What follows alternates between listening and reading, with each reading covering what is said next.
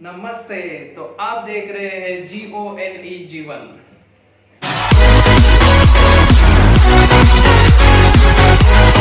आज हम बात करने वाले हैं जो 2 दिन पहले प्रधानमंत्री जी ने ऐलान किया था कि हम भारतवासी made in India he product purchase कीजिए। सुई से लेके कार तक जो भी चीज आपको अभी आज के बाद खरीदनी हो वो मेड इन इंडिया ही खरीदे। इसके पीछे का कारण है कि लॉकडाउन के चलते जो हमारे देश की अर्थव्यवस्था है वो दिन प्रतिदिन घटती जा रही है, जिसमें बहुत गिरावट आ रही है और देश को आर्थिक हानि से गुजरना पड़ रहा है। तो इसलिए अगर देश को फिर से खड़ा करना चाहते हो तो जितना हो सके उतना made in India product purchase कीजिए। मोदी जी के इस ऐलान के पीछे का जो राज है वो कुछ हद तक चाइना से जुड़ा हुआ है, क्योंकि आपने देखा होगा कि इंडिया में ज्यादातर चीजें ये चाइना से ही इंपोर्ट की जाती है। इंडिया की हर मार्केट में चाइना के प्रोडक्ट का कब्जा है। इस वजह से जो भी हम कमाते हैं उसका बेनिफिट हम चाइना के प्रोडक्ट परचेज करके उसका बेनिफिट हम चाइना को देते हैं। चाइना ने आज पिछले 30 साल में खुद की इतनी प्रोग्रेस कर ली है कि पिछले साल का उसका जो एक्सपोर्ट था वो 2 ट्रिलियन से भी ज्यादा था। और इस मुकाम तक पहुंचने के लिए चाइना ने सबसे पहले जो काम किया, जो चाइना की जनता है उनके मन में जो देश के प्रति एक आदर है, वो आदर की भावना और देश के प्रति कुछ कर गुजरने के विचार को मजबूत किया।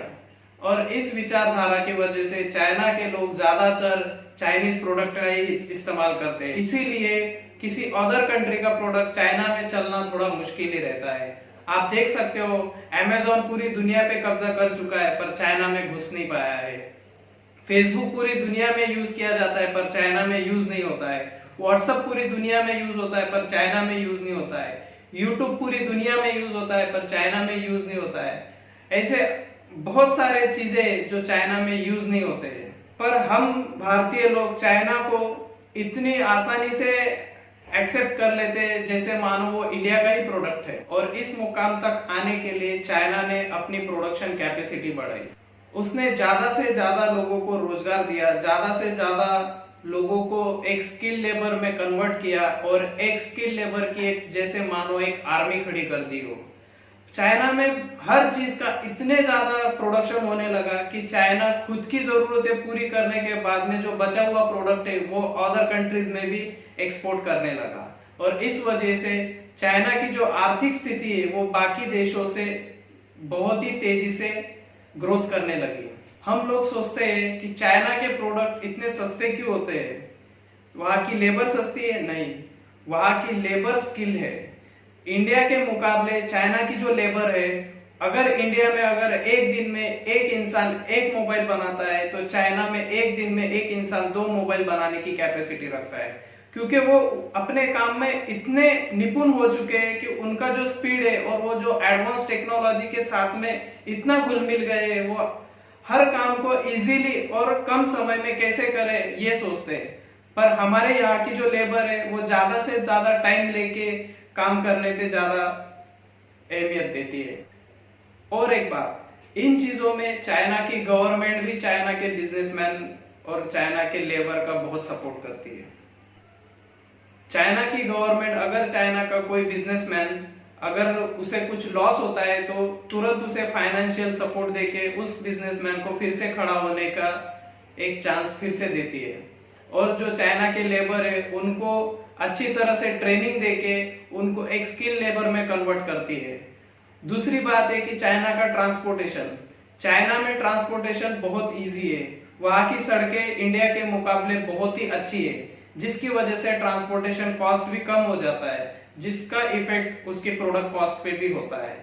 तीसरी बात है इलेक्ट्रिसिटी सप्लाई। इंडिया के मुकाबले चाइना में 24/7 इलेक्ट्रिसिटी है। और उसके अलावा अगर इंडिया में यूनिट का रेट 7 रुपीज है तो वही चाइना में इलेक्ट्रिसिटी का यूनिट रेट 2 से 3 रुपए के आसपास है, जिस वजह से भी प्रोडक्ट की जो कॉस्ट है वो कम से कम हो जाती है।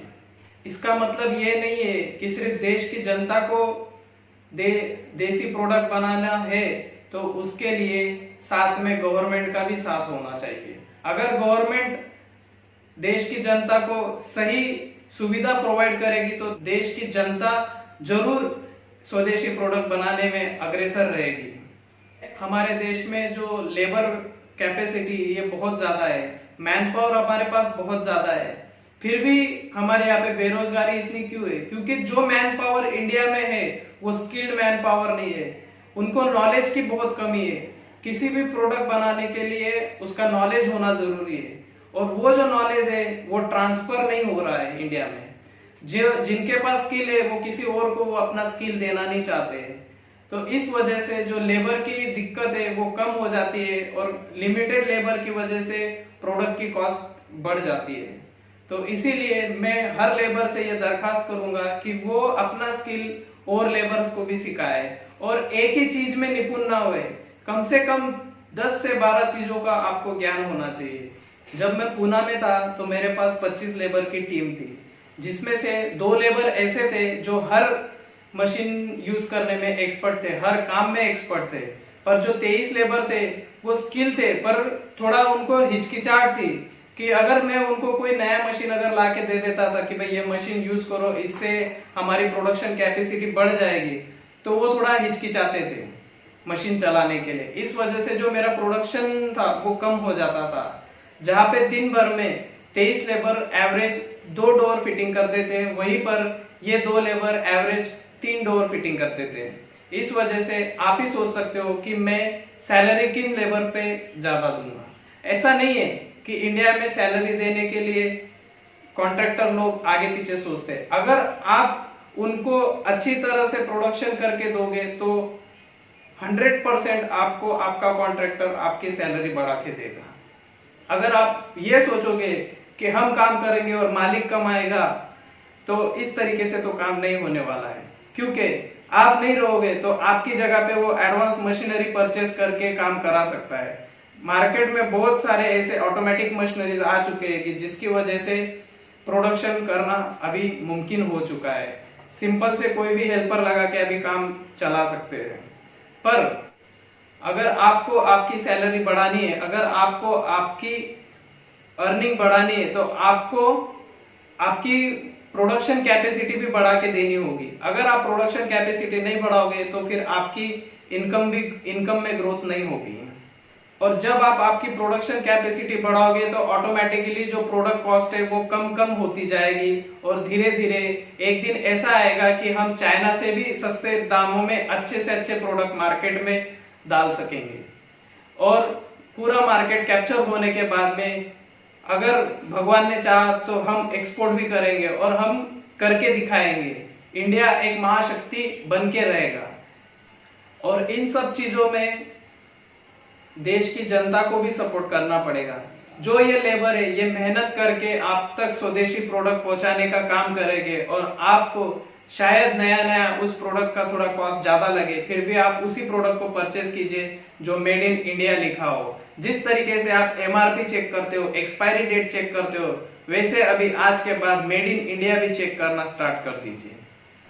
और मेरे इंडिया के जो बड़े बड़े बिजनेसमैन हैं उनसे मेरी रिक्वेस्ट है कि आप ज्यादा से ज्यादा लेबर को रोजगार दें, आप ज्यादा से ज्यादा लोगों को अपने काम पे रखिए, उनको मोटिवेट कीजिए, उनको स्किल लेबर में कन्वर्ट कीजिए और अपनी प्रोडक्शन कैपेसिटी बढ़ाइए। और अपनी प्रोडक्शन कैपेसिटी बढ़ाने के बाद में आप भी एक्सपोर्ट कर सकते हो और देश की अर्थव्यवस्था संभालने में आप भी योगदान कर सकते हो।